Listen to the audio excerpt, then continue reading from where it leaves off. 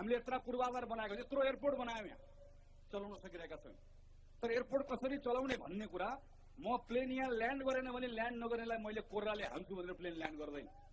यसका कारणहरू छन्, ती कारणहरू खोजेका छौँ हामीले, त्यसमा हामी काम गर्न चाहन्छौँ। सडक समयमा बनेको छैन। मैले सडक समयमा बनाउनका निम्ति 41वटा कानुन बदल्नुपर्छ भन्ने प्रस्ताव तयार गरेर लिएर आएँ।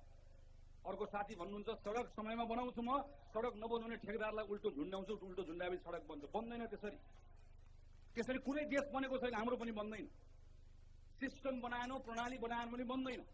त्यो सिस्टम कसरी बनाउने हो, नियम कानुनसँग ढङ्गबाट, तर गतिका साथ विकास कसरी गर्ने हो भने तयारीका साथ हामीहरू आएका छौँ। 7 वर्ष काम गरेका छौँ, दिन रात प्रोजेक्ट गभर्मेन्ट भनेर दिन रात काम गरेर एउटाको कुरा, किसानलाई खेतमा मल समयमा कसरी पुर्याउनेदेखि पहाडको बाँदर कसरी खेद्ने भन्ने सम्मको टिम बनाएर वर्षौंदेखि काम गरेर बल्ल काम गर्ने ठाउँमा जाने मौका पाएर आएका छौँ। त्यसैले पार्टीका तमाम साथीहरूले मेरो आग्रह छ, केही दिन मात्र बाँकी छ, नअल्मलिनुहोस्। कोही पनि साथीहरू घर घर जानुहोस्। तपाईहरुले सामाजिक सञ्जालमा लेख्नुपर्छ, बोल्नुपर्छ, कसैलाई गाली गलोज केही पनि गर्नुपर्छ, आफ्नो कुरा राख्नुहोस्।